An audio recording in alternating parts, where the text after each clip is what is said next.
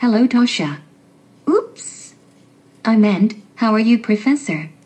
Voki has not perfected this technique yet, but I, Lisa Barnes, am proud to present to you your very first animated avatar experience. I think you will find it highly educational and much more entertaining than those boring PowerPoints. Surprise! Attached you will find my original work, in active voice, with references and citations in Word format. So, on this 23rd day of October, 2012, I present to you an animation that explains the significance of the internet and social media, addressed to my exchange student, Voki. Enjoy! Hello, Voki. Let's explore the internet and social media. In today's society, the internet has become a tool that most people use every day.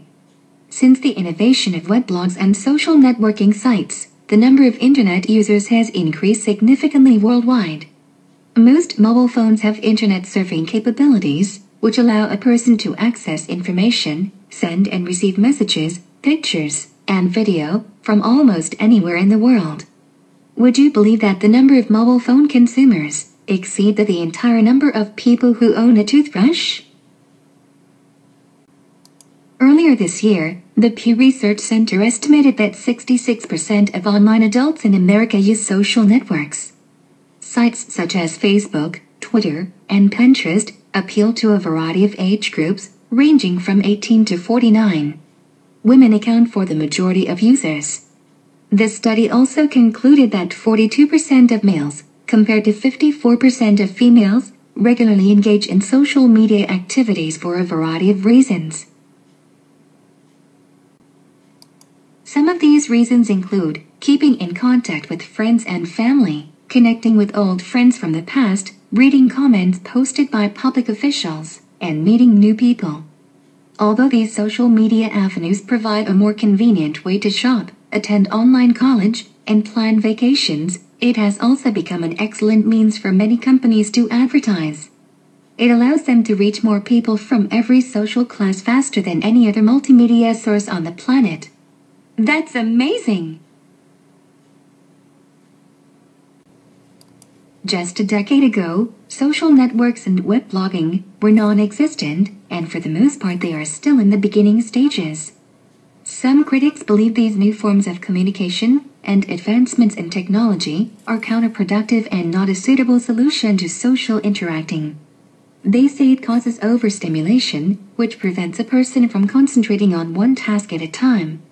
These cynics also believe that the concept of multitasking causes people to become shallow and lose sight of who they really are in society. Some critics remain skeptical of social media, though one popular web blogger recently put their views to the test. He proposed this question to his audience: what would happen if suddenly social media disappeared?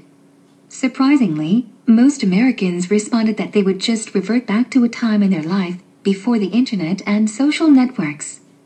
Although some of them expressed a bit of sadness over their loss, overall, they decided they would persevere without their vices. Wow!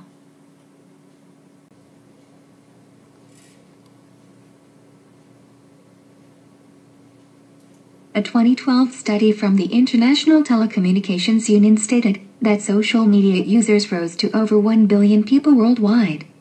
The majority of populations access these sites on mobile devices or smartphones. Social media has replaced traditional American practices and changed the way we live, learn, and communicate. The latest research shows that populations interact more socially than ever before. They engage with friends, are more literate, informed, and generally more interested in the world around them. Let's talk a little about globalization. Ready? This process integrates regional economies, cultures, and societies through trade interactions, communications, and exchange markets. However, what some people do not know is that the social media plays a major role in globalizing the world. Facebook, Twitter, and social networks are prime examples of social media that affect globalization. Through these intertwining relationships, the networks keep populations connected. The use of social media has changed popular American culture, as well as online communities and social circles. What if these new advancements could allow an individual to redefine himself?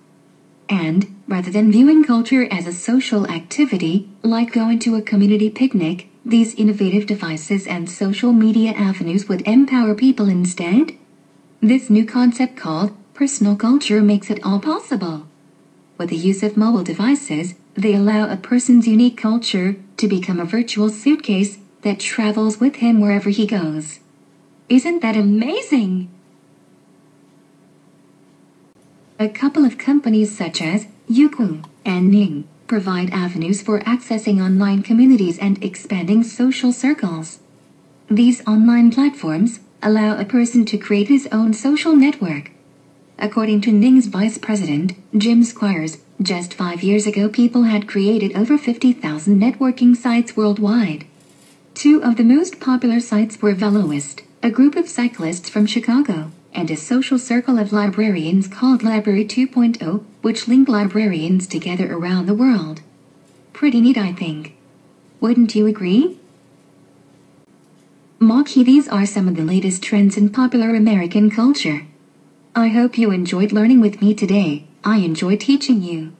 Now that you understand the concepts of the internet and the role of social networks in society, please feel free to browse the internet and view Facebook and Twitter. Later, if you're interested, I would love to introduce you to some of my online friends. Did you know that exchange students, just like you, have their own social circles on the web? Would you like to explore them with me? We might even find some students from your country. Great!